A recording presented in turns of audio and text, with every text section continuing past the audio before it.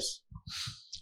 Welcome again, and thank you very much for being part of this August situation and time that we are here. And I'm very, very delighted to, as we have got a beautiful introduction done of Brajesh sir and Arun sir. And the topic that has been given to us today is to find out the distortion that has been done in Bollywood. And it is a very interesting topic, and volumes can be written and debated upon before we can arrive at whether the history has been distorted or not. If yes, how, and what are the conditions that prevailed during those times. If you look at the history of Bollywood in the last 100 years, and if we go backwards and then come till date, we will definitely see that distortion has happened. And it's not just Islamophobia or Hindu phobia or any ideological bias of writers and directors and production houses who invest in making this filmy content. But in my considered opinion, if Bollywood is a tool, so is literature, so is publications, so is journalistic content that comes out. So there is a pattern to this kind of distortion that happens in history. However, before I ask Brijesh sir to comment more about it, I would also like to say that I mean, whose history is it ultimately? You know, one man's history is different from the other man's history. If we go by the natural justice methodology where we say, okay, what I'm saying is the correct history, what he's saying is the correct history, or what he's saying is the correct history. Now, whatever we have imbibed from our childhood is a history which has been written by court historians. Actually, history is a paid job, has been a paid job for quite some time. So इतना लिख दो कि इतने लोगों को आपने खराब कर दिया, इतना लिख दो कि भाई हमने यहाँ फतेह कर दी. So based on that, historians have kind of taken that knowledge, which is true or false. It is not verifiable anyways. And history keeps on changing as more and more inventions come, scientific treatment is given to those facts, and we see that the history has changed completely. But somehow these communication tools, which is state-sponsored most of the time, has not updated themselves. And therefore, this problem of distortion is seen. So, not much wasting of time. I would definitely like Brijesh sir to provide his opening remarks. Thank you, Pathur sir. Distortion of history. जब हम लोग इस festival के बारे में बात कर रहे थे और मुझे याद है मैं शिवेन से चर्चा हो रही थी कि क्या क्या टॉपिक्स हो सकते हैं, मेरे दिमाग में अनायास आया कि आजकल इस पर बहुत चर्चा होती है. कोई साल ऐसा नहीं जाता जबकि किसी न किसी एक मूवी को लेकर कोर्ट बैटल होती हैं, सड़कों पे प्रोटेस्ट होते हैं, फिल्मों के अंदर कट्स लगाने पड़ते हैं. और इसमें से ज्यादातर की वजह यह होती है कि जो भी एग्रीव्ड पार्टी है वो ये मानता है कि हिस्ट्री के साथ जस्टिस नहीं किया गया, हिस्ट्री के साथ छेड़छाड़ की गई. अभी पात्रो साहब ने कहा हिस्ट्री किसकी हिस्ट्री. अगर आप हिस्टोग्राफी की धाराओं को देखें, आपने भी बताया भी कि किस तरीके से एक समय जो हिस्ट्री राइटिंग जो थी वो पेड जॉब थी. कोर्ट हिस्टोरियंस होते थे, सल्तनत काल से लेकर जो सो मुगल पीरियड, यहां तक उसके आगे भी. आप उसके पहले अगर आप एंशिएंट इंडिया में जाएं, आइदर हिस्ट्री जो है ट्रेवलर्स के जरिए डॉक्यूमेंट होती थी, जैसे कि मेगास्थनीज वगैरह के आपके पास नैरेटिव्स होंगे, या फिर अगेन स्कॉलर्स होंगे. जैसे कि इंडियन पर्सपेक्टिव में आप कल्हड़ को हमेशा जो है याद करते हैं, because I think he was the first original historian who applied the modern methods of historiography to document the history. His book Raj Tarangide is still a masterpiece. It's a reference point to write history in the right perspective. During the British time, the history writing was part of the colonial agenda. आपको सबको पता होगा, I think, जब हम बॉलीवुड की बात करते हैं again about the depiction of history and the distortion of history in Bollywood films, one of the major examples always given is Mangal Pandey the rising. आप में से पता नहीं कितने लोगों ने वो फिल्म देखी होगी, अब तो अवेलेबल है, मतलब आप किसी भी प्लेटफॉर्म से देख सकते हैं। जब ये फिल्म आई थी और काफी उसको लेकर कंट्रोवर्सीज हुई, यहां तक कि मंगल पांडे की जो अपनी फैमिली थी, और मेरे ख्याल से आप सब ने, कोई भी ऐसा नहीं होगा कि Mangal Pandey as a character ना जानता हो, बिकॉज जब भी आप इंडियन फ्रीडम स्ट्रगल की बात करेंगे, I think the first trigger point was Mangal Pandey. He was from Balia, a place in Uttar Pradesh, part of the 34 Bengal Native Infantry, a soldier. उन्होंने जो I think that was the month of March in 1857, जब उन्होंने अपने एक official को shoot करने की कोशिश की, and the trigger point was कि उस समय जो कार्ट्रिजेस जो आती थी उसके लिए जो ग्रीस जो करना पड़ता था, वो ग्रीस जो थी वो आइदर जो है गाय की चर्बी थी या सूअर की चर्बी थी, और ये दोनों ही चीज़ें हिंदूज एंड मुस्लिम्स, जो कि दोनों उस समय जो नेटिव इन्फेंट्री थी उसके मेजर पोर्शन होते थे, उन दोनों के लिए ऑफेंसिव था, और इसलिए जो सो बैरकपुर में जो है यह ट्रिगर हुआ, और वहाँ से एक तरह से कह सकते हैं कि सीड जो है फर्स्ट स्ट्रगल फॉर इंडिपेंडेंस जो कहते हैं 1857 वो शुरू हुआ, जो कि ज़्यादा ढंग से 10th ऑफ मई को जब मेरठ कैंटोनमेंट में बवाल हुई, और फिर वहाँ से जाके दिल्ली उनने जाकर कब्जा किया वगैरह वगैरह। मंगल पांडे का जो पोर्ट्रायल था, अगर आपको वो फिल्म याद हो, मंगल पांडे का कैरेक्टर जो है वो आमिर खान ने ये किया था, और मेरे ख्याल से रानी मुखर्जी जो थी वो जो है उस तवायफ कम मासूका कम लेटर पीरियड वाइफ के तौर पर, I think the last scene जिसमें कि मंगल पांडे जो है रानी मुखर्जी की मांग में सिंदूर लगाता है। अब वो मामला जो है सो कोर्ट में गया, और कोर्ट में क्यों गया? क्योंकि जो हिस्ट्री है वो ये कहती है कि मंगल पांडे ने कभी कोई शादी नहीं की थी। ही वॉज ए बैचलर, उन्होंने कभी शादी नहीं की। Mangal Pandey he was from the then United Province, जो आज की तारीख में उत्तर प्रदेश के तौर पे आप लोग जानते हैं।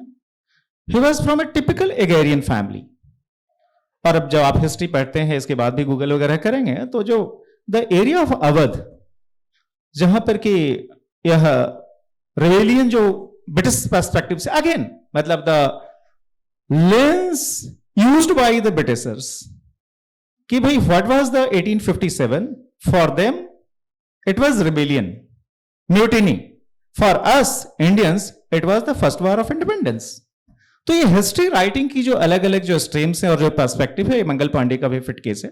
Finally to cut a long story short, Mangal Pandey के ग्रेट ग्रैंडसन ने कोर्ट को अप्रोच किया कि मेरे ग्रेट ग्रैंडफादर को गलत ढंग से पोर्ट्राई किया गया। एक तो ये कि he was a brave soldier, दूसरा ये कि इस तरीके से दिखाया गया कि वो जो है मतलब एक फौजी की जगह वो पूरे टाइम जो है वो तवाइफों के कोठे पे पड़े रहते थे, और वो प्रेम करने में ही बिजी थे, और वो जो सो भांग के नशे में उन्होंने वह गोली चला दी थी, और दूसरा कि उन्होंने बाद में शादी कर ली थी। ये सारी की सारी चीजें गलत थी। Finally the matter went to the Delhi high court, and the current NBDSA chairman, the body to regulate the TV as well as digital in this country, like on the lines of the Press Council of India, Justice A.K. Sikri, he was the judge in the Delhi High Court. Finally he gave his judgment, और उसमें एक चीज जो कही गई कि आपको जो है फिल्म के आखिर में ये लिखना पड़ेगा कि यह जो है ये जो 3-4 जो चीजें हैं कि जो है मंगल पांडे जो है उस पर्टिकुलर कैरेक्टर जो तवायफ थी उससे उनका कोई लायजन था, या फिर उन्होंने उससे शादी की थी, इसका हिस्ट्री से कोई लेना देना नहीं। तो इस तरीके से एक छोटा सा एग्जाम्पल दे के मैं अपनी बात रख रहा हूं कि किस तरीके से हिस्ट्री और मंगल पांडे अगर आप देखिए, और क्यों जो है आपने कहा कि हिस्ट्री हर तरीके से डिस्टॉर्ट होती है, बुक्स में भी डिस्टॉर्ट होती है, सिनेमा में भी होती है, अगर होना है तो डिस्टॉर्शन कहीं भी हो सकता है, but why cinema is so important. Front row में काफी सारे मेरे पत्रकार मित्र बैठे हुए हैं जिनके साथ मैंने अपने करियर को इनिशियल डेज में यहाँ पर जिग्नेश भाई हैं, मनीष हैं। हमेशा हम लोग टीवी के बारे में या पिक्चर के बारे में, चूंकि जो है जो टिपिकल डिजिटल ईरा आने के पहले जो स्टिल फोटोग्राफी थी, उसके बाद से फिर वीडियो आया, तो एक स्टिल के बारे में कहा जाता था कि एक स्टिल पिक्चर जो है 1000 वर्ड्स से भी ज्यादा पावरफुल होता है, और ये तो पूरा सिनेमा है। दूसरा, द वे वी राइट और the way we read the books, हम किताब जो है एक बार में पूरी 300 पेज की किताब नहीं पढ़ते, कभी 20 पेज पढ़ते हैं, 30 पेज पढ़ते हैं, तो उसमें अगर कोई हिस्ट्री का नरेशन भी है तो उसकी इंटेंसिटी उतनी नहीं होती है ग्रैब करने की। While even we go for cinema, हम 3 घंटे तक जो है लगातार उसको देखते रहते हैं, और वो जो है आपके दिमाग में ऐसी पिक्चर्स जो है सो क्रिएट करता है जो कि जीवन भर आपके साथ रहता है। So the wrong portrayal of the history in cinema is more dangerous than a typical text book as far as the common citizen is concern. तो ये सब कुछ चीजें हैं, और ये जो है सो इट्स ए कंटिन्यूटी, मतलब कोई ऐसा नहीं कि एक मंगल पांडे का मामला हो। अगर आप देखेंगे कितनी ही फिल्में, चाहे आप पद्मावत देख लें, जोधा अकबर देख लें, चाहे आप अभी पानीपत आया, ये मतलब ऐसी जो है सो पद्मावत की मैंने चर्चा की, तो ऐसी बहुत सारी फिल्में। और इसके बाद मेरे ख्याल से हम लोग फिर इस पर आएंगे कि आखिर बॉलीवुड हिस्टोरिकल फिल्में जो है वह बनाता क्यों है, उसके पीछे क्या सेंस है, और फिर उसमें डिस्टॉर्शन होता क्यों है। मुझे लगता है कि आगे जाकर इस पर भी हम लोग बात करेंगे। फिलहाल मैं अपनी बात यहीं पे रखता हूं, है ना। Thanks. Thank you so much. That was such a beautiful introduction about the topic. अब बात इतनी सी भी है जरूर कि भाई बॉलीवुड के राइटर्स जो हैं, अच्छा वो भी एक तरह से पेड ही होते हैं, उनको भी पैसे मिलते हैं कुछ ना कुछ करने के लिए, जो उनका वो काम करते हैं। But more than that, as Shivendra says, as Brajesh sir said very rightly, कि cinema has a much more and wider impact on the subconscious mind. अब हम सब ने शोले देखी है, उसमें वो जब गन से एक गोली मारता है और बच्चे का शक्ल नहीं दिखा, जब हम दिखाते हैं, और वो गोली जाती है और रेलवे की जो वो जो इंजन की जो टायर होती है उस पर कट होती है और संजीव कुमार उतरता है। जिसने भी शोले देखी होगी उसकी सिर्फ साउंड इफेक्ट अभी भी सबकॉन्शियस माइंड में गूंज रही होगी, इतना इंपैक्ट कर सकता है cinema. So definitely it's more graver, it's much more impactful.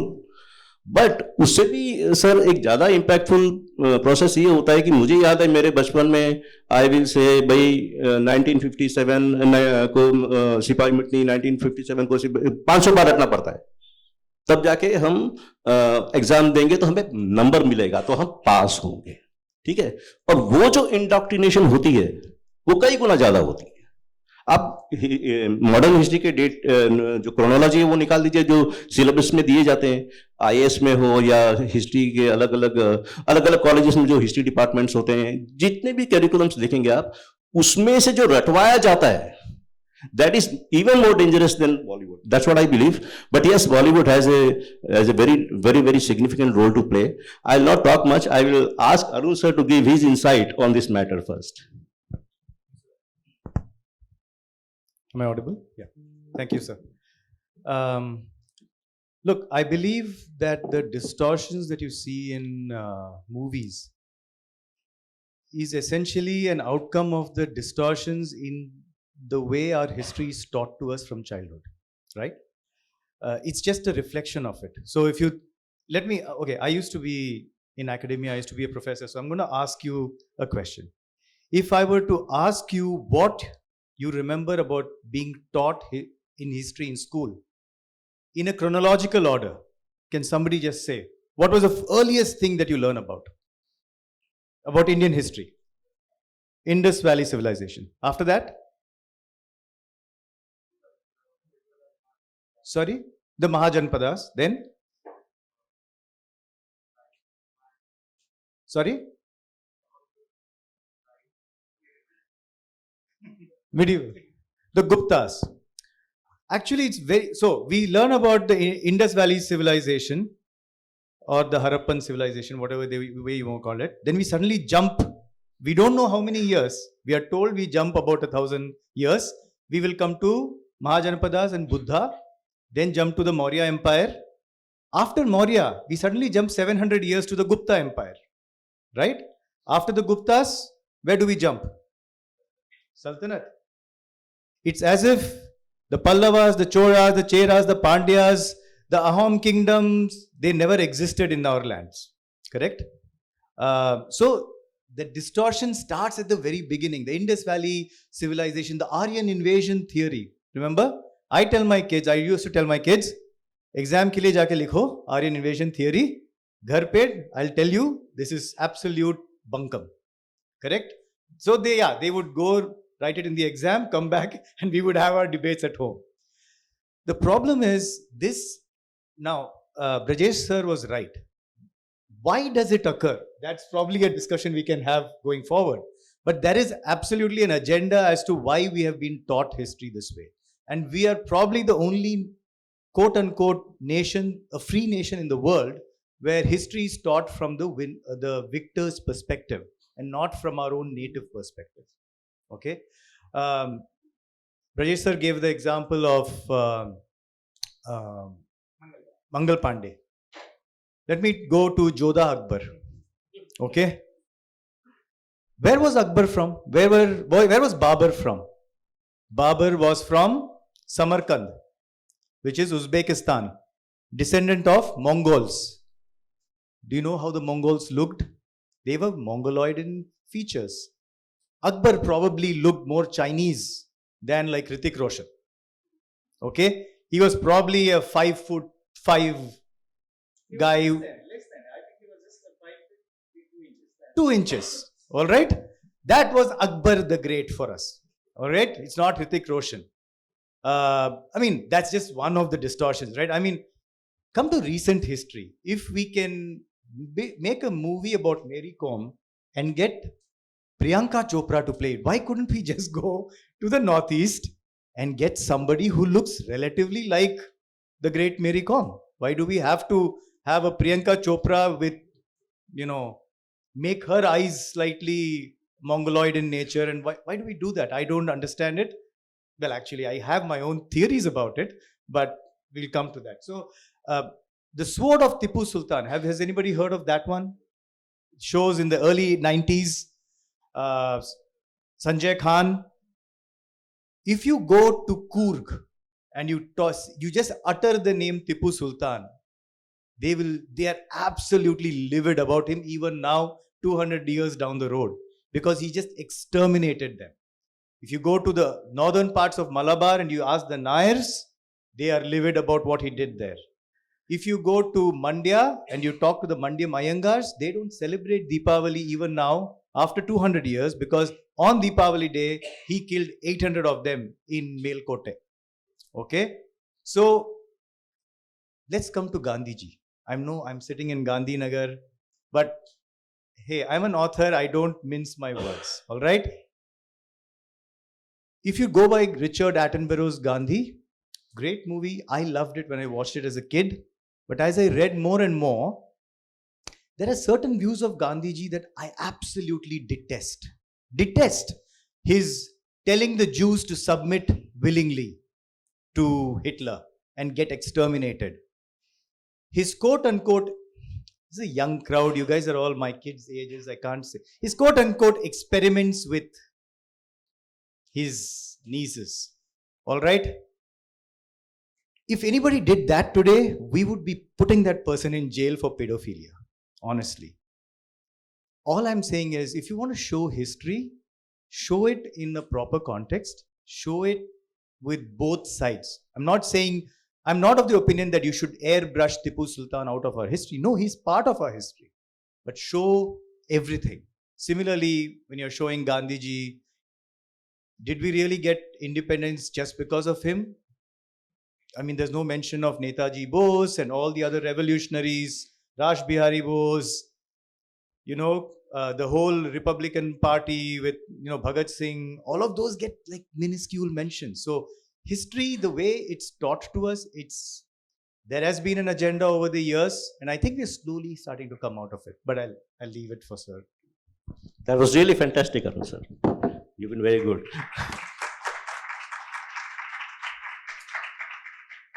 Now, before I move to Brajesh sir, let me give you a brief analysis of, because I've been inside the nut bolts of this distortion.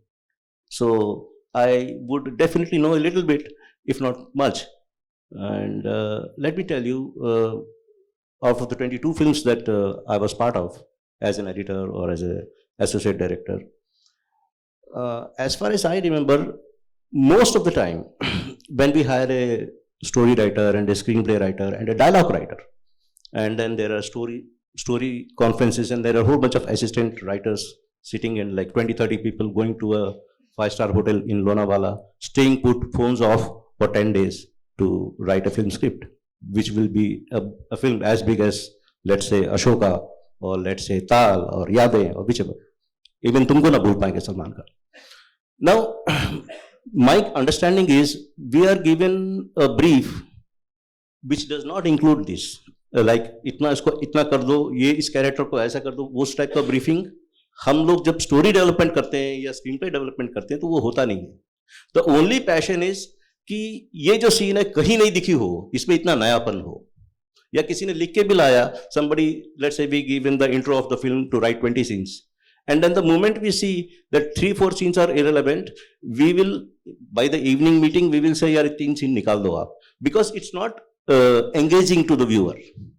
So our benchmark of identifying what is engaging is that the audience has to sit to the edge for 1.5 hours to 2 hours till the time he sees the film. That is the benchmark. And with that honesty only, when I joined the film industry and I started working with them, and I was as innocent as anybody. I did not know this thing happening, like, subtly some Islamic thing is there, or some Panditji engages in rape scenes, or some Panditji actually jipping off money. Recently, I spoke to Dr. Chandra Prakash Dwivedi, who made Maharana Pratap. So, and I had left Bollywood about 2004-2005, and then for 10 years I had taken a break. Chanakya also. But see, that was the innocence of Dr. Dwivedi, that Chanakya was a fantastic, no distortion at all. But by the time Yash Raj Films put money in Maharana Pratap, so what Dr. Dwivedi would do is he will, now Maharana Pratap, we all know, was the greatest of greatest warrior. उसका शौर्य, उसका पराक्रम दिखाने के बजाय इन्होंने कोई रासों की पुरानी किताब पकड़ ली और उसके अंदर उसका प्रेम कहानी दिखाना शुरू कर दिया फिल्म के अंदर. तो अच्छा, उसके ऑब्जेक्शंस भी बहुत हुए, बहुत लोगों ने कहा ये क्या आपने दिखा दिया, ये this is not the correct thing. But किसी भी ऐसे हिंदू राजा का शौर्य नहीं दिखाना है यार, चाहे कुछ भी हो जाए. So this kind of subtle, even OTT platforms like Netflix and Amazon Prime, they make sure that Kashmir Files didn't come. I spoke to Vivek Agnihotri. He says, anyways they are not doing well, but हमारा policy है कि we stay away from religion. But her Netflix में anti-Hindu religion होता ही है. Now, does that mean that it is a conscious effort by writers and creative people to do it? Partly yes, partly no. Because जो पैसा देने वाला है, जो पैसा लगाने वाला है, वो एक पॉलिसी फ्रेमवर्क के अंदर आपको बांध देता है. फिर या तो आप आपकी रोजी रोटी चलाओ या मुंबई छोड़ के बाहर जाओ. आपके पास 2 ऑप्शन होते हैं उस वक्त. I am not so negative. If anybody wants to go to Bollywood, please go to Bollywood, make a career, make big, make good for yourself. That's not the case. But ये जो फ्रेमवर्क के अंदर आपको ऑपरेट करना है, इसको समझने में ही मेरे को कम से कम 6 साल लगे. बिकॉज कहां मेन मीटिंग होती है पता ही नहीं चलता, नीचे ब्रीफिंग चल रही है अलग टाइप की. So yes, if you look at the nut bolts of how distortion happened, yes, there is a definite ideological process that goes on in the development of the scripts before it is being produced. That's for 100% sure. And that is one of the reasons why I took a sabbatical of 10 years from 2004 onwards till 2015. I never touched any Bollywood film. And when I resettled in India also, then also I never went back to Bollywood, because it took me some time to discover that there is a subtle messaging that is going on and on and on in most of these films. So I would ask Brijesh sir, you as an eminent journalist, when you see this kind of a distortion happening, what is the journalistic fraternity doing? What are the authors doing? Are they also left paid people? And I'm told by another guy also that this has happened this is not a new phenomenon. In fact, Raj Kapoor, and before that also this phenomenon started. And what happens is there is a affiliation with a particular Congress party, there is an affiliation with the left-wing organizations, and money coming in from Russia, money coming in from China, then Dawood Ibrahim's money. So there is a whole syndicate of financial resources that travel to Bollywood in order to make these films. It is a very important aspect. और उनको पैसा लगाना है, सीधा बात है. And then they will say script यही होनी चाहिए, इसमें या तो आप करो या तो जाओ. अब आदमी बेचारा आके वहां 2-3 साल स्ट्रगल करने के बाद छोटा सा कुछ काम मिलने वाला तो करेगा क्या वो? या तो वो सब्जेक्ट कर लेगा, उससे समझौता कर लेगा, या तो छोड़ के चला जाएगा, या तो कुछ डॉक्यूमेंट्री बनाएगा साइड में जाके, या कोई कहीं कुछ ज्वाइन कर लेगा वो. So this is a dilemma among Bollywood people for a long time. And same thing happens in TV news channels also, in most of the literature that is written also, and the syllabus of various institutions. So I would like Singh Saab to enlighten us on this matter as to the funding of the distortion, not only in Bollywood but across different media, how he looks at this particular topic. Thank you. Arun ji ने अभी बड़ा जबरदस्त academic perspective दिया with this whole history writing thing, and Patro साहब ने उसको आगे बढ़ाया. और द नेक्स्ट जो मुझे कहा गया कि होता क्यों है और इसके पीछे किस तरह का कबाल काम करता है, 2-3 चीज़ें आपके ध्यान में मैं रखना चाहता था. मैंने कहा भी कि आखिर हिस्ट्री को लेकर फिल्में इतनी क्यों बनती. अगर आप इंडियन सिनेमा की भी हिस्ट्री देखेंगे तो हरिश्चंद्र पे काफ़ी पहले मूवी बनी थी. इवन रुस्तम सोहराब, लक्ष्मीबाई पर मूवी काफ़ी सोहराब मोदी ने बनाई थी 50s में. अभी पिछले 10-15 साल में तो बिल्कुल फ्लडिंग हो गई. और मुझे लगता है कि इसका कारण जो है ये है कि कई सारे हिस्टोरिकल फिल्म्स ने काफ़ी अच्छा बिजनेस किया और बॉलीवुड को ये लगा कि शायद इसमें काफ़ी मनी क्रॉसिंग पोटेंशियल है और फिर उसमें लग गए. अब जो डिस्टॉर्शन की हम बात करते हैं और उसके पीछे मोटिव क्या होता है, आप इस्लामोफोबिया हिंदूफोबिया इन दोनों को छोड़ दीजिए. मैं भी एक फिल्म पे आता हूँ गोल्ड. वैसे मैं ये डिस्क्लेमर दे दूं कि मैं बहुत ज़्यादा फिल्में नहीं देखता, एकेडमिक इंटरेस्ट के लिए देख लेता हूँ थोड़ा बहुत.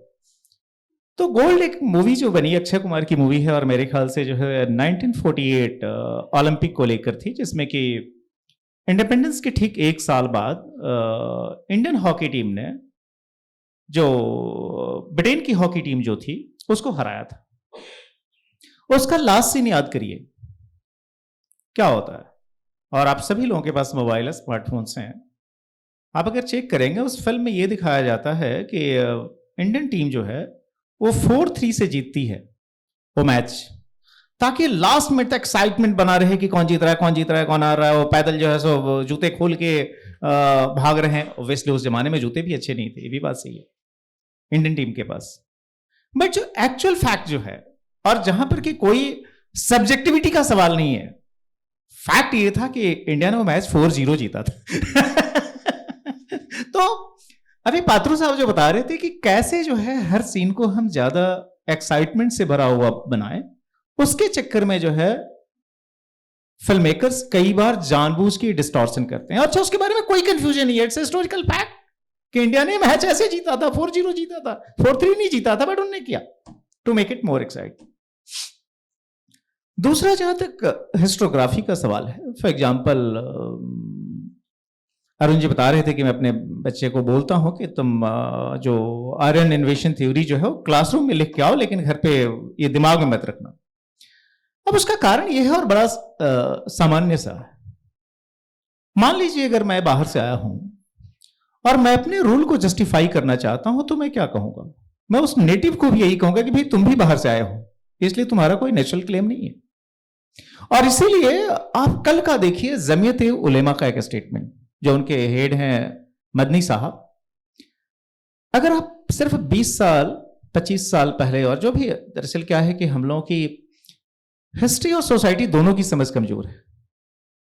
हम लोग हमेशा ही मानते हैं कि सारा जो कास्ट बैरियर है, कास्टिज्म जो है वो सिर्फ हिंदुइज्म के अंदर है, जबकि इससे ज्यादा जो है कास्टिज्म इस्लाम के अंदर है, इससे ज्यादा कास्टिज्म जो है वह क्रिश्चियनिटी के अंदर है. और अगर नहीं है तो क्या वजह है कि जो लोग क्रिश्चियन बन गए आज से 100 साल पहले, अब लेटेस्ट डिमांड यह है कि क्रिश्चियनिटी के अंदर जो पिछड़े हैं, जो दलित हैं, उनको रिजर्वेशन दिया जाए. रिजर्वेशन के जो प्रोविजन किए गए 1947 में आजादी के बाद, जो हमने जिस कॉन्स्टिट्यूशन को अडॉप्ट किया इन 1950, वो इसलिए था क्योंकि ये माना गया और इंडियन हिंदू सोसाइटी को क्रिटिसाइज करने का सबसे बड़ा जरिया कास्टिज्म होता था कि भाई बहुत सारे जो है सो आपके अंदर समस्याएं हैं, आपने दलितों को दबा के रखा, इसको ये किया, उसको वो किया। कास्टिज्म कैसे शुरू है वो बड़ा लॉन्ग डिबेट है, उस पर मत जाएं। लेकिन इस्लाम के अंदर आप मुझे बताइए, आप सभी लोग पढ़ते होंगे, ये पसमानदा क्या कम्युनिटी है?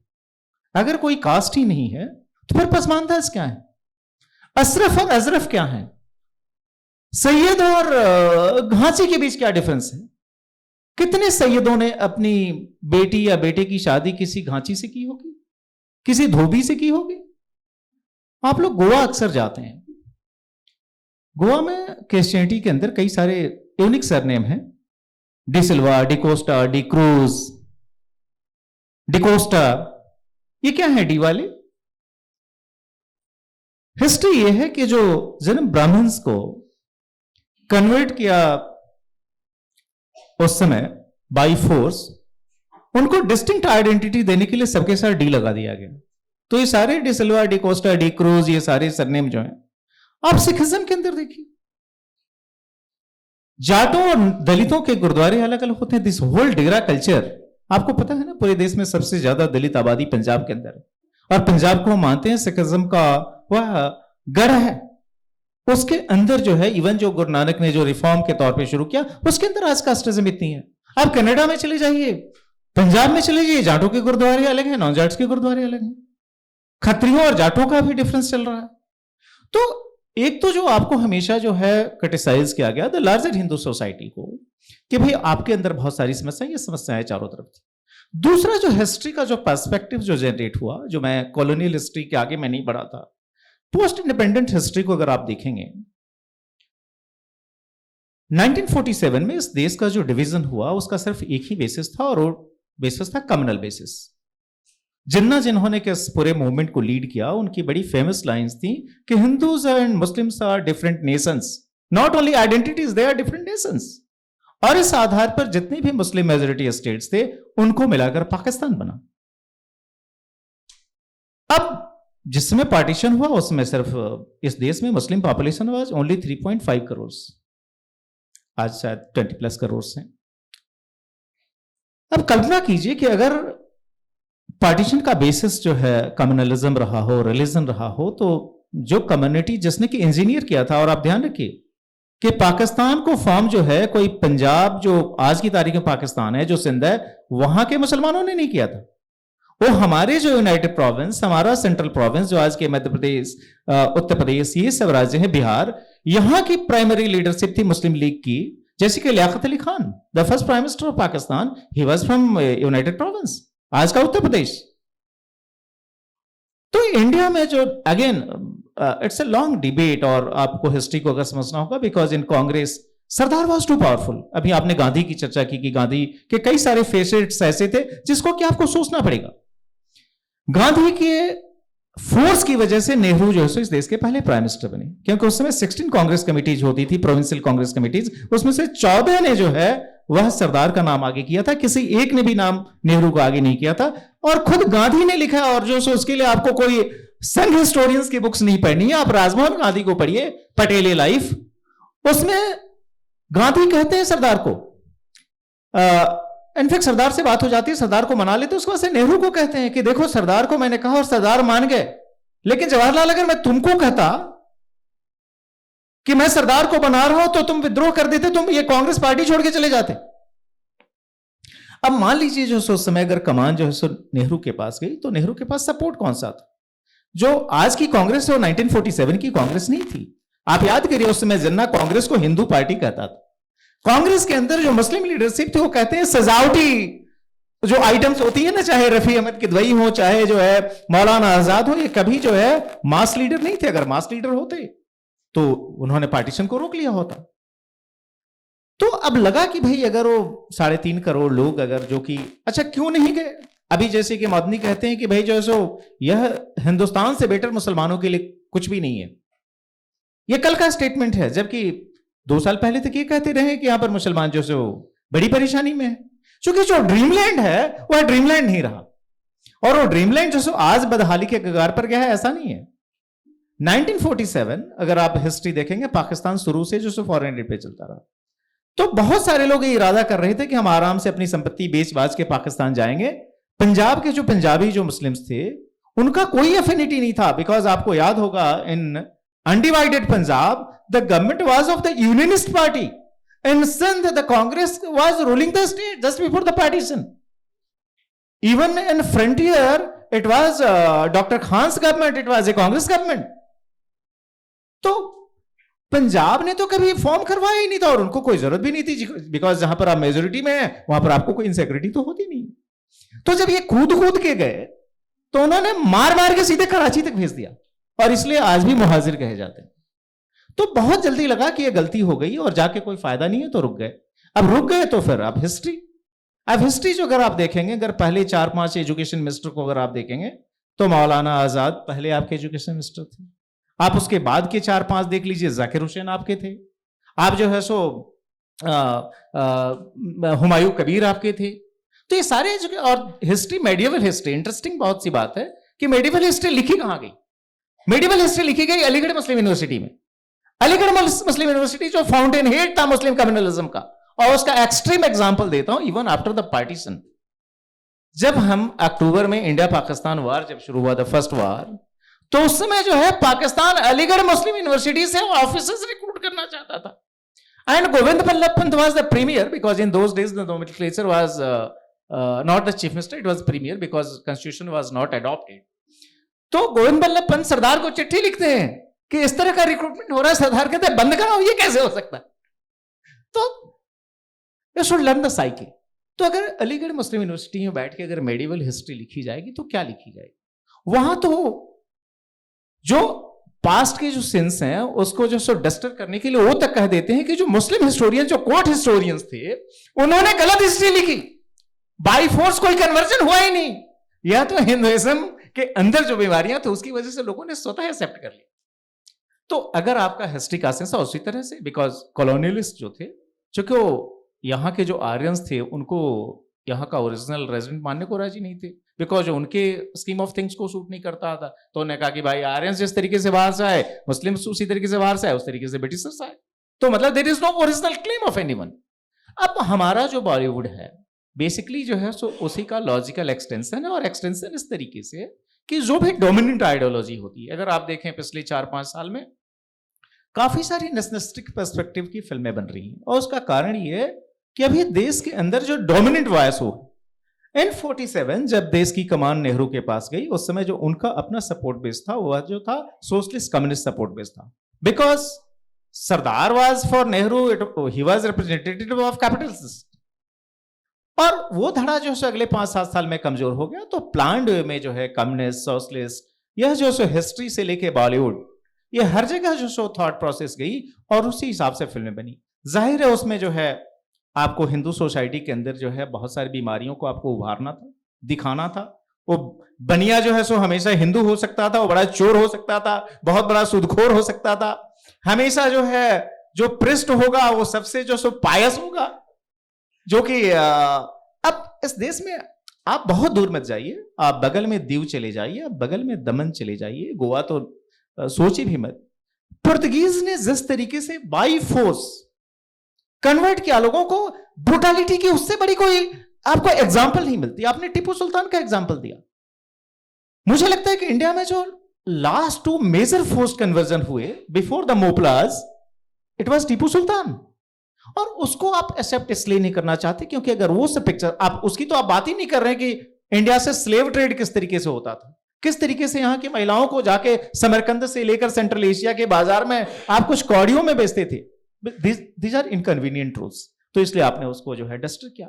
तो उसी का रिफ्लेक्शन जो है बॉलीवुड तक गया, जहां पर कि जो है आपको एक पर्टिकुलर कम्युनिटी को हमेशा जो है रोमांटिसाइज करना था, कुछ को जो सो डिमीन करना था, ताकि जो इंडिया का अपना जो प्राइड है वो कभी उभर न सके। अब हरि सिंह नलवा ये कैरेक्टर कितने लोगों ने इस हॉल में सुना है?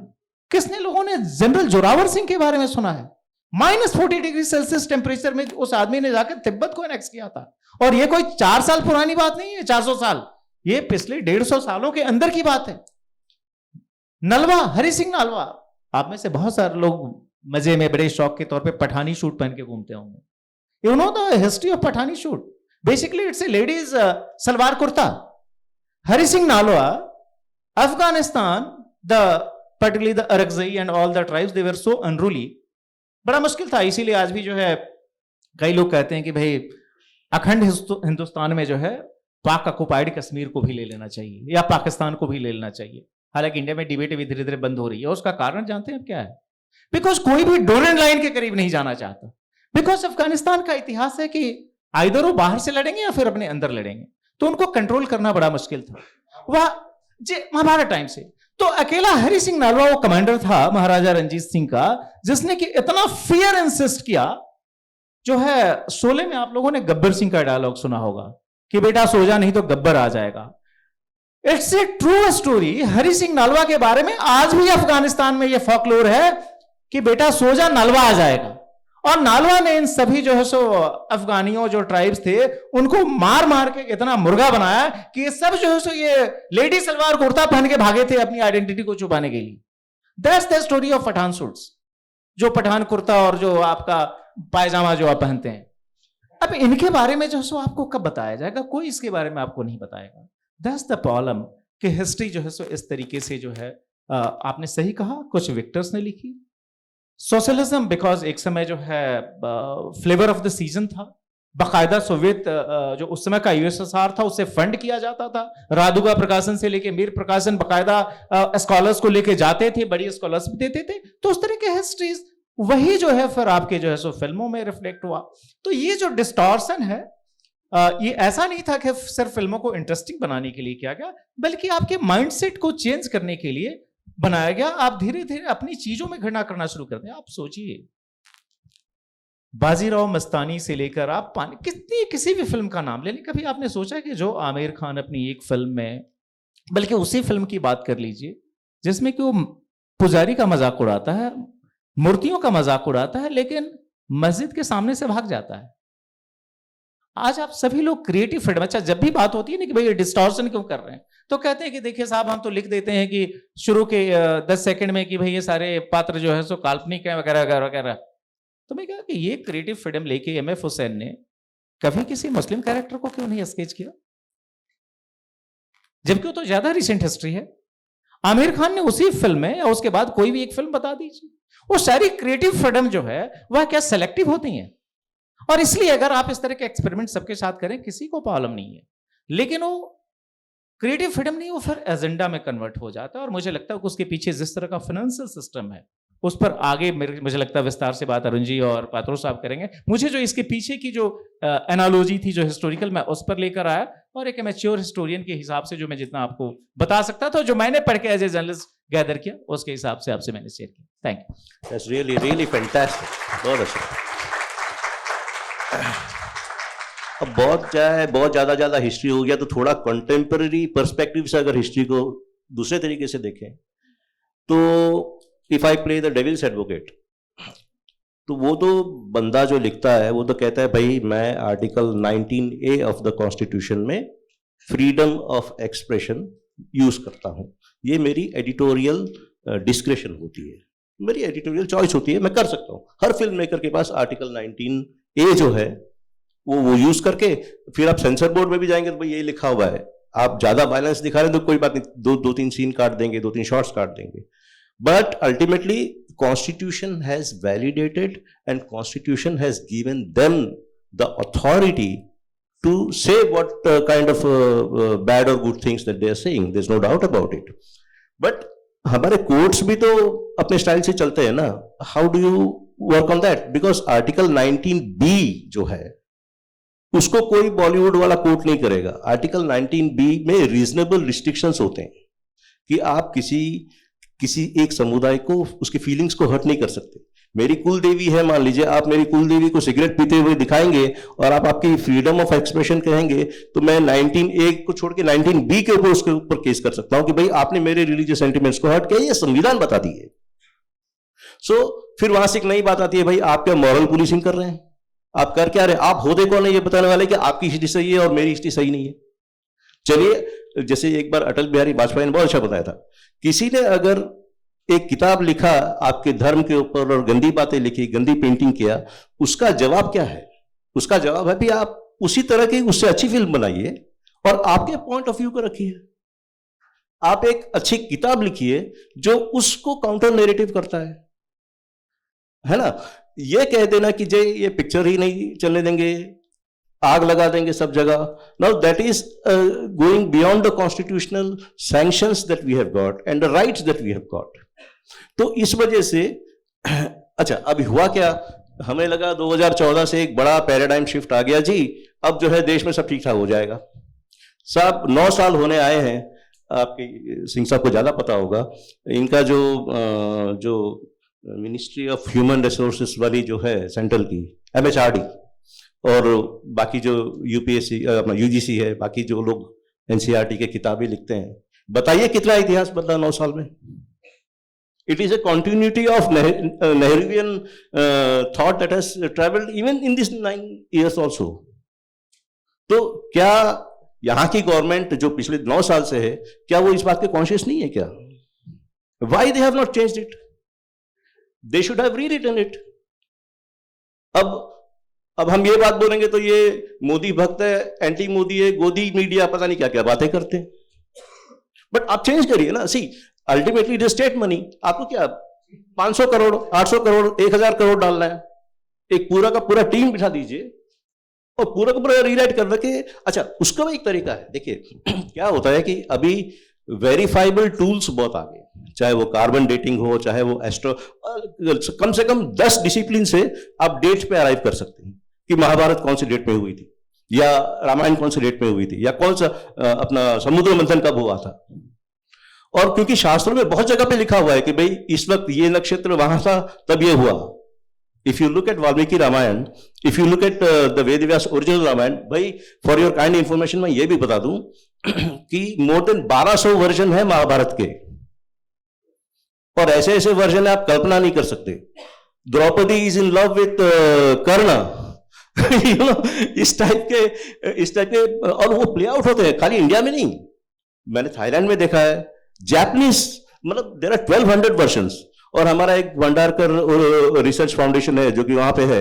What they do is they have now at least they have started कि कंपाइल करके सारे 1200 में से जो ओरिजिनल वेद व्यास ने लिखी हुई है उसके आसपास जो है उसको इकट्ठा करके एक बुक बनाएंगे। लेकिन वो इंडिविजुअल इंस्टीट्यूशनल लेवल पे हो रहा है।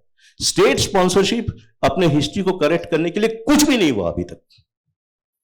And this was one of the reasons why lot of people voted Modi government for this.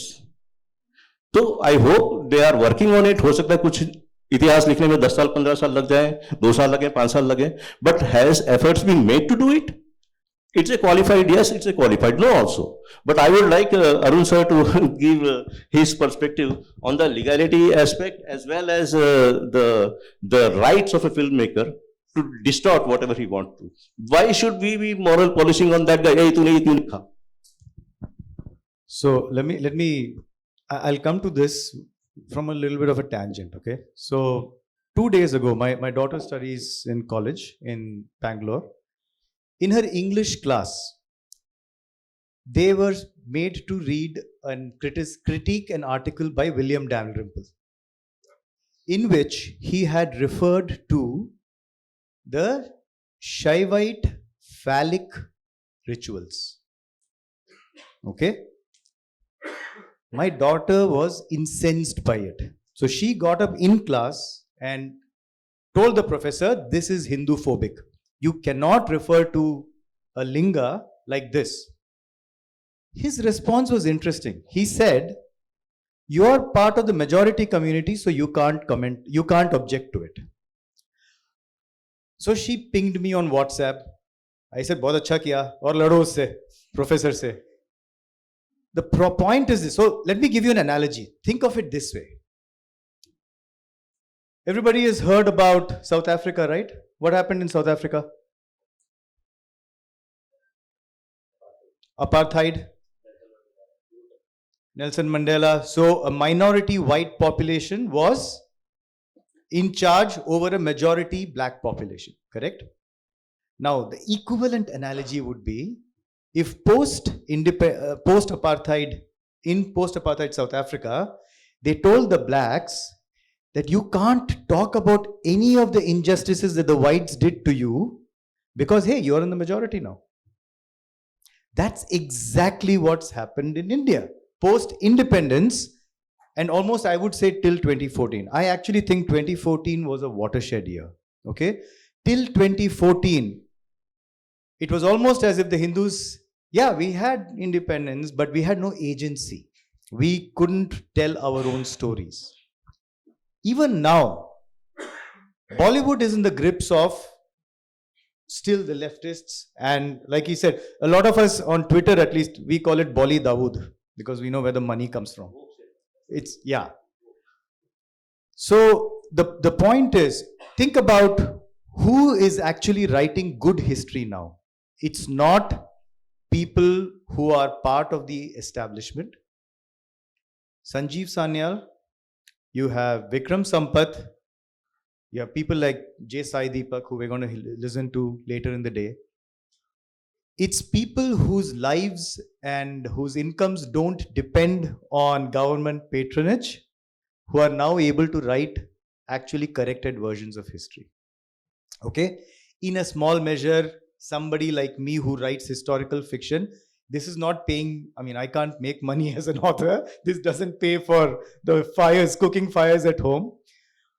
But I can at least put forth my view because I am not dependent. Whereas, like Sir said, if you have got people whose livelihoods depend on being within that box, then you can't really go against it. You can't get money or funding for a movie unless you show a particular narrative. Okay? Everybody has heard of the movie Amar Akbar Anthony? Yes, you loved it? I loved it. I'm a huge Amitabh fan, right? So as a kid, Amar Akbar Anthony, we used to discuss, I don't know, sir, you would remember, we would discuss, उसी एक movie में ना अमिताभ सिर्फ एक आदमी से मार खा सकता है, वो विनोद खन्ना है टाइप्स अमर से मार खाया था. Now, it took me a long time to realize, what's the issue with Amar Akbar Anthony? Can somebody tell me? Wonderful concept. I loved it, right? Everybody, sab bhai bhai hai, Hindu, Muslim, Sikh, Isai, sab bhai bhai. But what's the problem with that movie? It hit me nearly 40 years later. Amar Akbar Anthony were all Hindus. Two of them got converted to Akbar and Anthony. Right? They were all from a Hindu family. But nobody commented on the fact that one of the kids got converted to Akbar, other kid got converted to Anthony. And Akbar I can understand. The kid was a baby, so the guy didn't know which, so he, okay, fine with it. The Padri who converted Anthony was about 7 years old at that time, 6 or 7. He knew his name. His name could have been Arun Krishnan for all you care. But the Padri still made him Anthony. I have a problem with that.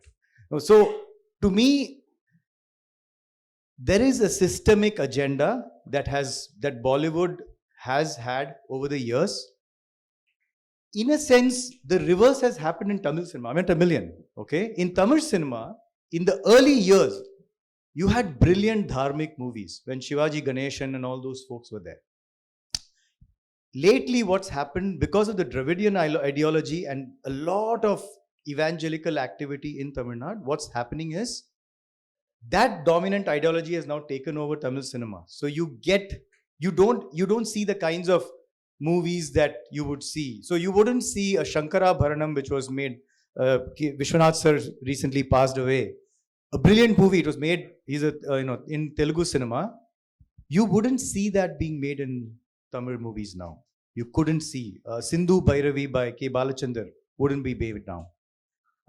Times have changed. So it's interesting that while there's a lot of attention on Bollywood for its agenda, I think we need to also start looking at some other regional, areas where there is an agenda that's being driven.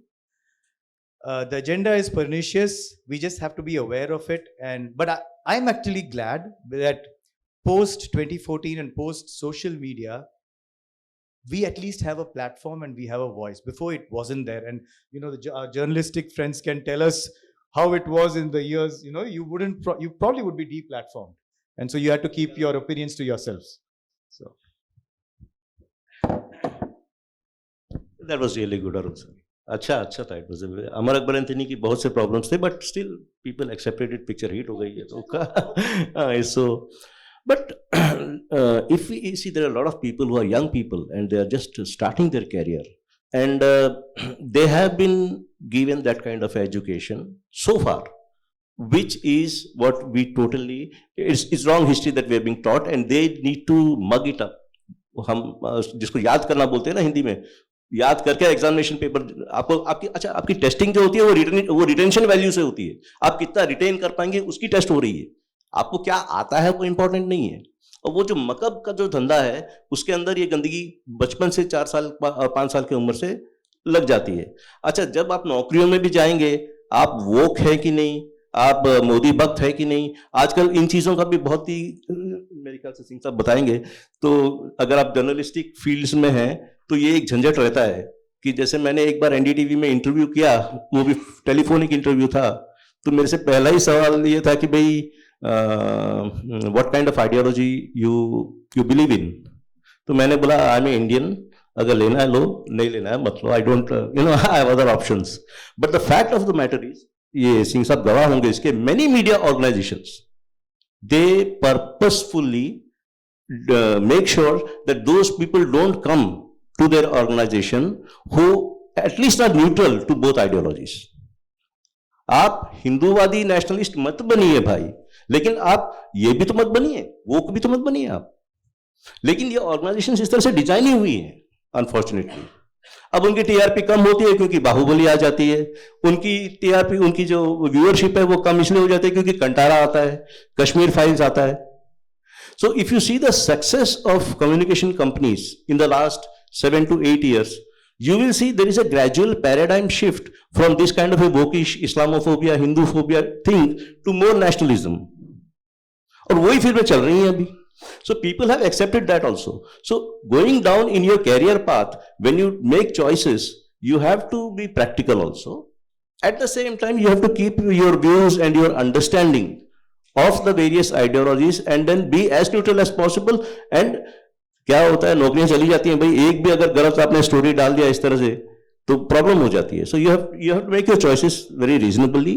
You are budding and you will be very very successful if you try and remain somewhere in the center till the time you are in a position to start affecting with this kind of the right kind of a history depiction in your organizations, be it a film production house, be a news television, be a YouTube channel, whatever it is. तो I would like mister Singh to tell कि भाई नौकरियां का क्या situation है. भाई बहुत सारे लोग हैं जिनको नौकरियां चाहिए होती हैं, वो क्या ये सब पढ़ के समझ के जाएंगे कि भाई हिस्ट्री गलत है, फलाना गलत है, तो क्या करें सर, जिनको नौकरी लेनी है वो यही सब सुन के बैठे रहेंगे बेचारे. मुझे लगता है कि आप सभी लोग, मैं भी घर में अपने बच्चों से बात करता हूं और कई बार ये सुनने में आता है, और आपकी जनरेशन में खास तौर पर ये जो ब्रो वाली जनरेशन है, तो ये क्या आप लोग हिस्ट्री करते रहते हैं, बकवास है, गलत है ये सब जो है, इसमें बहुत समय बर्बाद होता है. क्यों? बहुत ज्यादा सोसाइटी में इसकी वजह से वायलेंस हो रही है. आपको ये भी कहा जाता है कि साहब ये देश तो पिछले 5,000 साल से ऐसे ही है. आपको इकबाल की वन लाइनर हमेशा याद कराई जाती है, सारे जहां से अच्छा हिंदुस्तान हमारा. आपने सोचा है कि आज का पेशावर जो है आज से 300 साल पहले क्या था?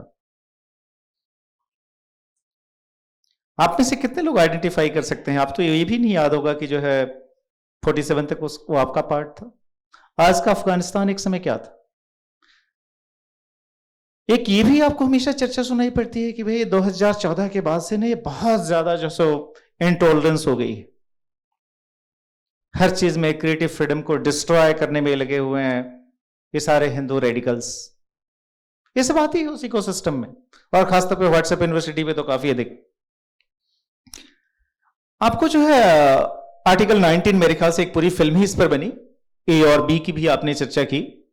आपको पता है कि आर्टिकल 19B की जो आप बात कर रहे थे, जहां रीजनेबल रिस्ट्रिक्शंस की बात आती है, वो 2014 में नरेंद्र मोदी लेके नहीं आए.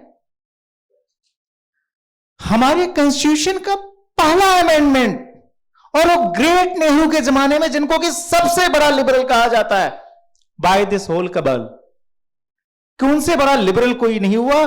उन नेहरू ने इंडियन कॉन्स्टिट्यूशन का पहला अमेंडमेंट किया रीजनेबल रिस्ट्रिक्शन डालने के लिए आर्टिकल 19 पर। और वजह क्या थी? उस गवर्नमेंट के कई सारे डिसीजन को सुप्रीम कोर्ट में चैलेंज किया गया था। सुप्रीम कोर्ट ने जिन लोगों ने चैलेंज किया उनके हक में फैसले दिए। उसके बाद से गवर्नमेंट के क्रिटिसिज्म के लिए कई सारे प्लेटफॉर्म जो है इवॉल्व हो गए थे, जिसमें कि उस गवर्नमेंट की गलत जो पॉलिसीज थी उनको क्रिटिसाइज किया जा रहा था, और उसको कर्ब करने के लिए नेहरू जो है इंडियन कॉन्स्टिट्यूशन का पहला अमेंडमेंट लेके आए। और कितने समय बाद? आपका इंडियन कॉन्स्टिट्यूशन जो है इंप्लीमेंट होने के महज 1.5 साल के अंदर।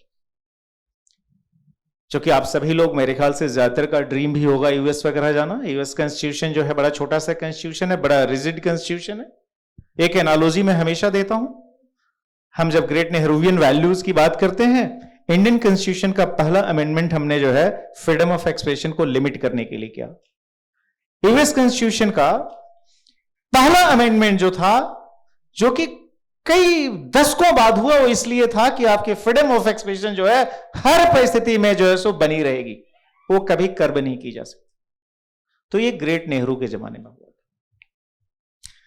दूसरा, हमेशा जो है आप लोगों को कई बड़े एजिटेट हो जाते होंगे कि यार ये फिल्म से ये सीन क्यों काट दिया गया, ये पद्मावत ठीक तो है, छबला गाना है, क्या फर्क पड़ता है हिस्ट्री से?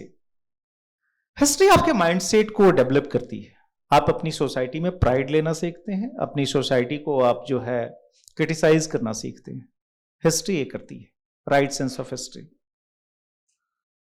आपने कई बार चर्चा होती है कि ये बुक्स क्यों बैन कर देते हैं लोग, कि तो जो है फ्रीडम है, फ्रीडम ऑफ एक्सप्रेशन है बुक फॉर्म में।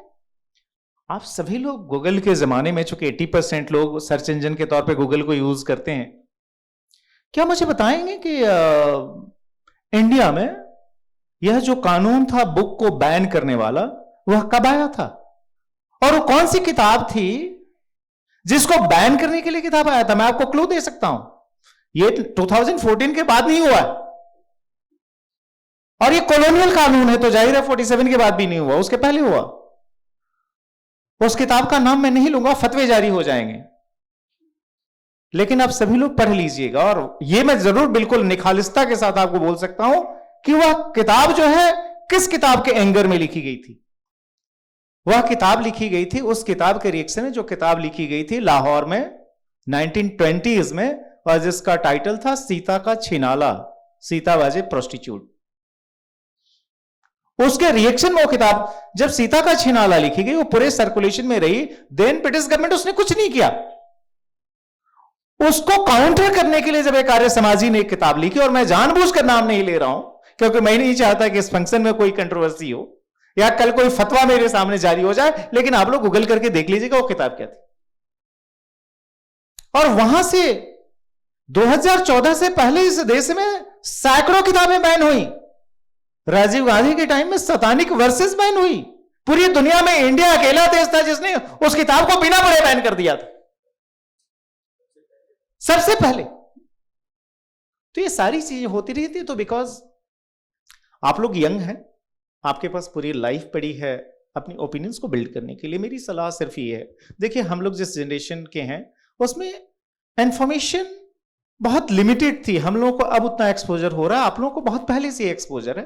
तो आप अपनी जो भी राय, चाहे सिनेमा के जरिए हो, जो हम लोगों ने टॉपिक शुरू किया कि डिस्टॉर्शन ऑफ हिस्ट्री कैसे हो रही है, बॉलीवुड उसका एक बड़ा प्लेटफॉर्म है, ये बहुत सारी जगहों पर हुआ है।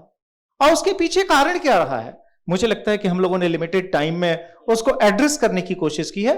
आप जो है उसको राइट पर्सपेक्टिव में समझेंगे तो मुझे लगता है कि इंडिया एज ए सोसाइटी और you as a global citizen ज्यादा इन्फॉर्म डिसीजन ले पाएंगे। क्योंकि खतरे क्या हैं, क्योंकि अगर आप उस चैलेंज को नहीं समझेंगे, अभी वोक की बात हो रही थी, हार्वर्ड की बात अक्सर होती है।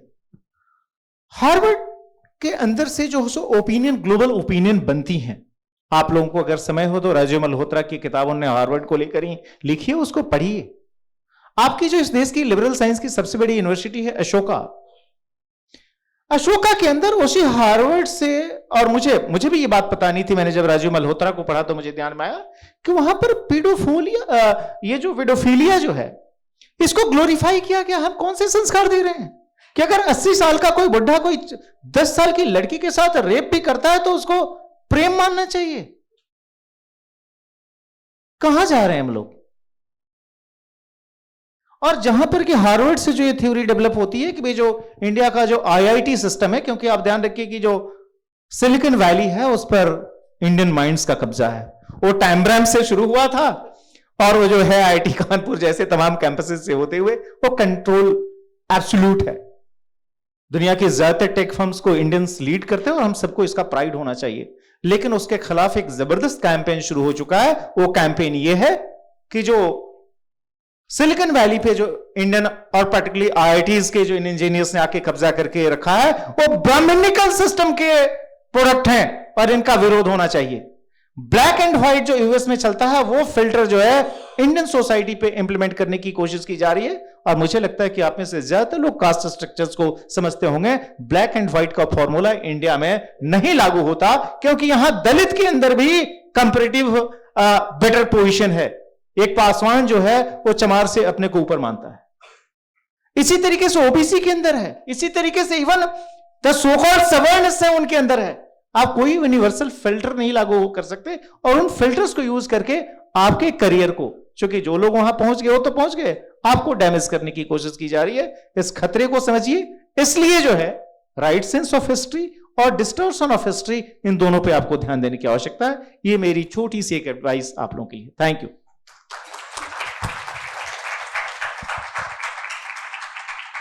हो गया ना, अच्छे क्लास से 20 ओवर की बैटिंग हुई ना, जोरदार एकदम सिंह साहब ने जमा दिया है।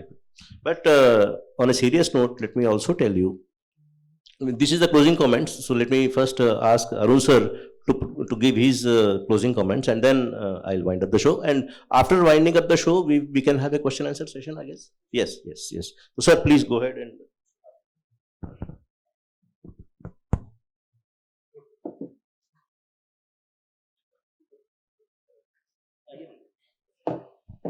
So, look, the idea here is not to say partisanship is bad in any form.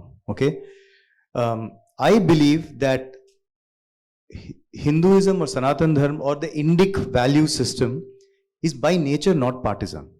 Okay, it allows for differences. Think of it this way: when Adi Shankara went and he had his debate with Mandana Mishra, who did he choose as the referee? Does anybody know? The wife of Mandana Mishra. Okay, which person in this day and age would go and do that, right? And also note that these were two different philosophical ideas. I wouldn't call them religions, because to me, Buddhism, Jainism, they're all streams of the same Indic thought. They're two different philosophical ideas. And how did they settle their differences? They settled their differences through debate. That has been our culture. It was never about going and killing somebody and forcing them. So partisanship is bad in any form. I can understand maybe why if you think about partition was bloody, right? Millions died. So I can even understand that in 1947, if the government thought, if we were to delve too deep into what actually happened, then already there was a huge Hindu-Muslim divide at that point in time.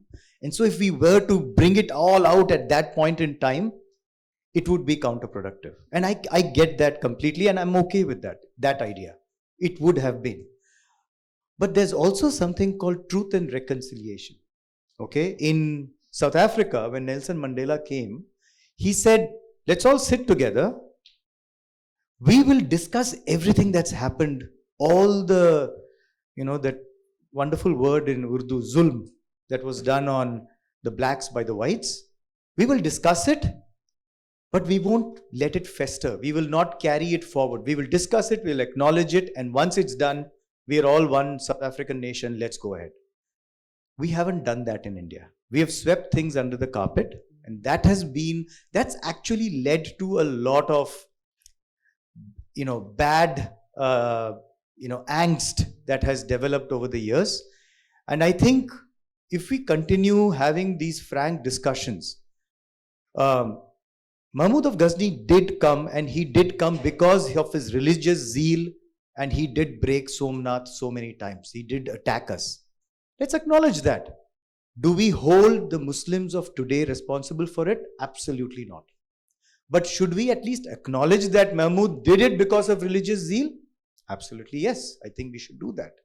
So I think if we as a mature country can come to that kind of an understanding that we need to have these discussions truthfully, faithfully, however, acknowledging that everybody who lives in India is an Indian citizen with equal rights, I think India is on the cusp of greatness at this point. Next 20-25 years, probably our generation will die out. You guys will be there to see it, and you're going to have a great time. And I hope that by then we will have settled all these issues in an amicable manner.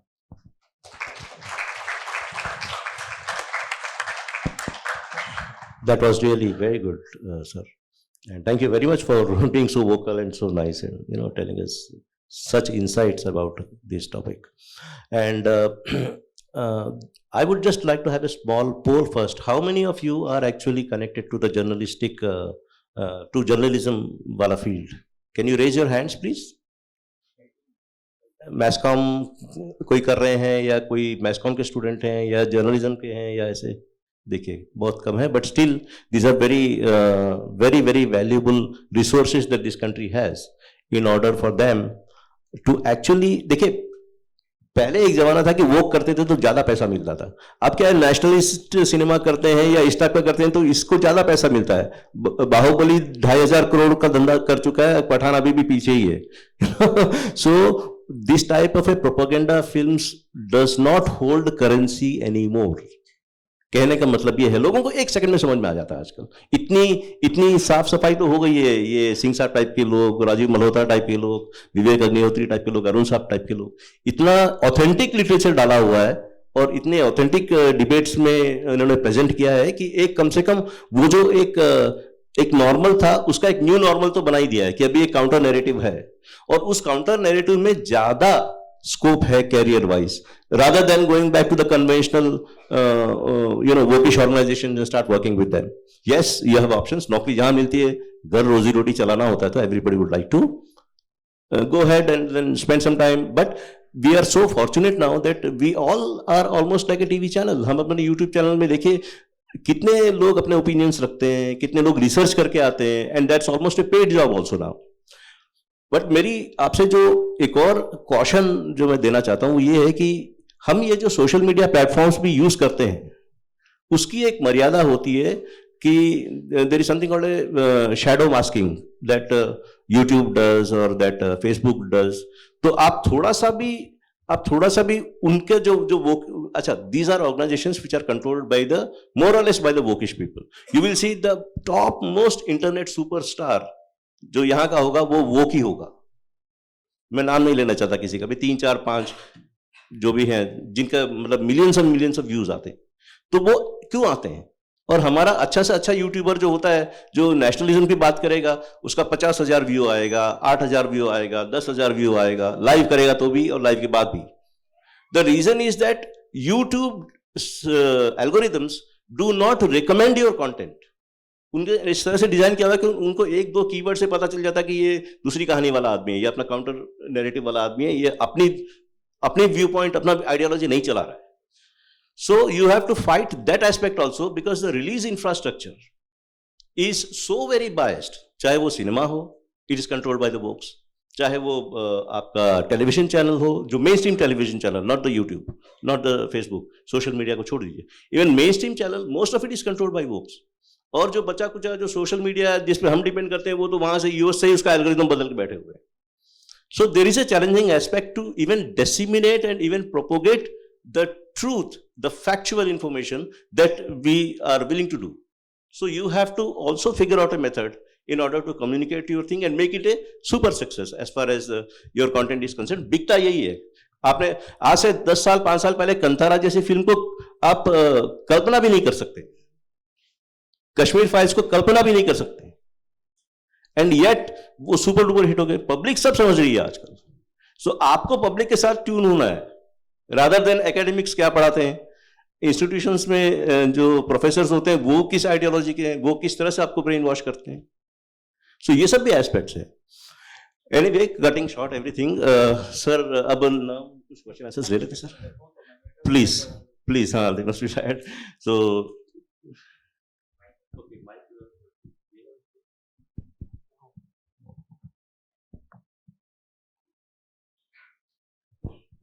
आप बैठ जाइए madam, बैठ जाइए, कोई बात नहीं. Hello. So my question is, I'll keep it short. Why is the onus of secularism in any field always on Hindus? You would like to take, sir? Why is that onus always on us? आपको खुश होना चाहिए. You are the most tolerant one. और मुझे लगता है कि इसमें कोई बुराई. No, I don't think so. Just look at the example of Pakistan. Pakistan was conceived as a dreamland for Muslims. आज लेकिन पाकिस्तान में क्या डिबेट है? Just go to any YouTube channel of Pakistanis. A very famous historian who has written a very detailed biography of Jinnah, Professor Ishtiaq Ahmed. आपको पता है क्या वो लोग चर्चा कर रहे हैं कि जिन्ना ने पाकिस्तान से बड़ा कोई ब्लेंडर वो कर ही नहीं सकते थे मुस्लिम्स के लिए. आज आप जो है गेट खोल दें वाघा का, पूरा पाकिस्तान खाली हो जाएगा, सारे लोग इधर आ जाएंगे. क्यों?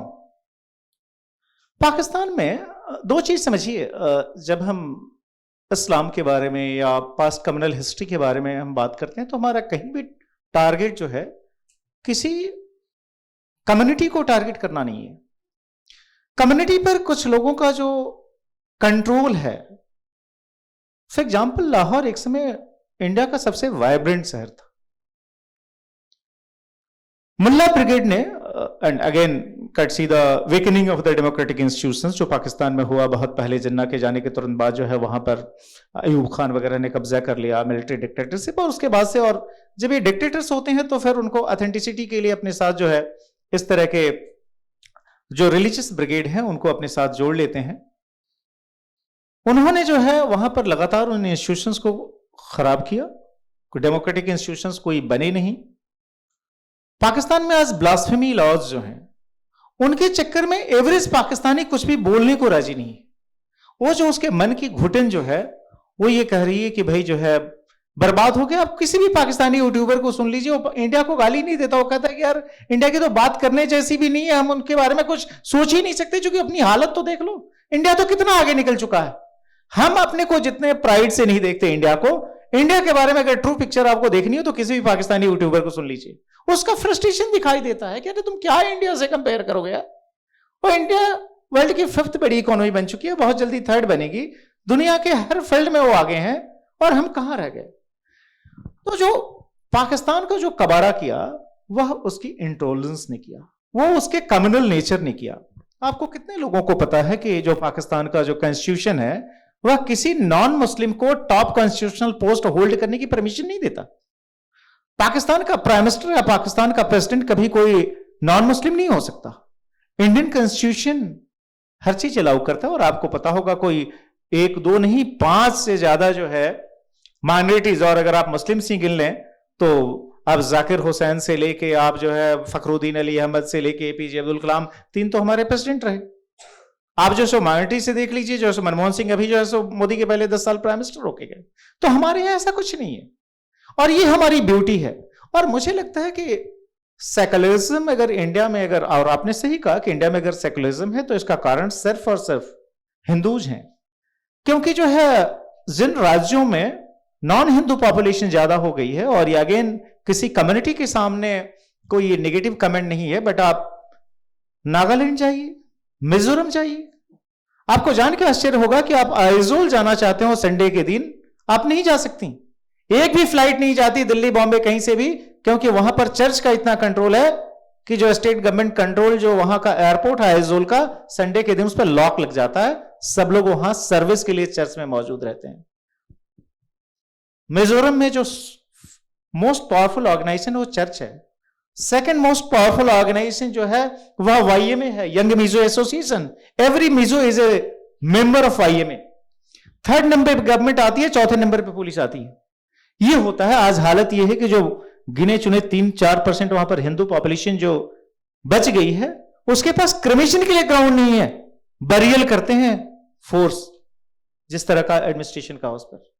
तो इसलिए जो है सेकुलरिज्म अगर इस देश में मेंटेन्ड है, और ये आप ध्यान रखिए कि जो फ्रेमर्स ऑफ इंडियन कॉन्स्टिट्यूशंस थे वो सारे फ्रेमर्स जो है सो मोस्टली हिंदूज थे, और वो पार्टीशन की बैकग्राउंड में कॉन्स्टिट्यूशन फ्रेम किया गया, तब भी हमने सेकुलरिज्म को बेसिक कैरेक्टर के तौर पे रखा, न कि जो है हमने जो प्रियम्बल था उसमें जबरदस्ती उसको डाल के इंडिया को सेकुलर बनाया, बल्कि इंडिया 47 से लगातार सेकुलर फॉर्म में रहा, और 50 से ऑफिशियल जो कॉन्स्टिट्यूशन हमने अडॉप्ट किया, हमने सबके लिए एक तरह की अपॉर्चुनिटी अवेलेबल कराई। तो मुझे नहीं लगता कि आपको खुश होना चाहिए कि आप दुनिया की मोस्ट लिबरल सोसाइटी हैं। आप जो है, जब चर्च अपने प्राइम पर था, यूरोप जो है कभी लिबरल नहीं था। आप यूएस की क्या बात करेंगे? यूएस में जो आपकी जो आधी आबादी है हमारी, उनको वोट करने की परमिशन हमसे बाद में दी गई।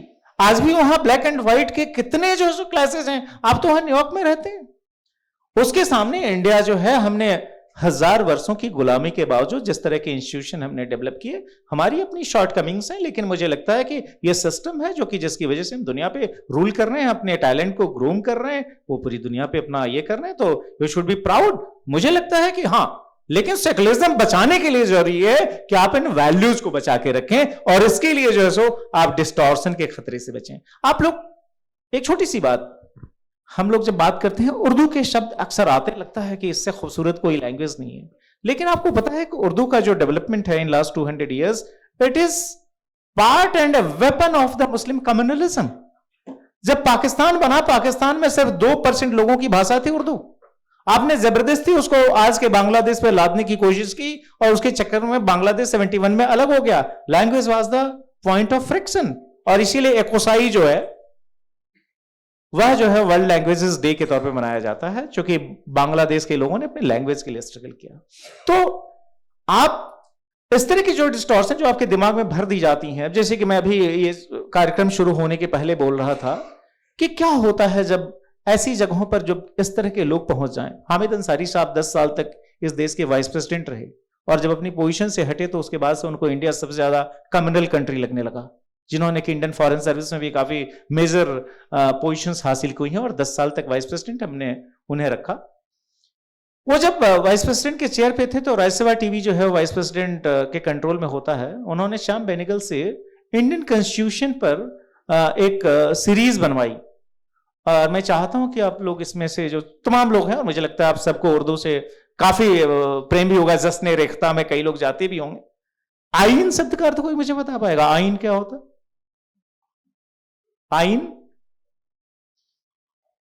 मैंने आपको इतने हिंट्स भी दिए, लेकिन आप लोग फिर भी नहीं। आइन उन्होंने कॉन्स्टिट्यूशन के लिए यूज किया, जो टिपिकल अरबिक वर्ड है।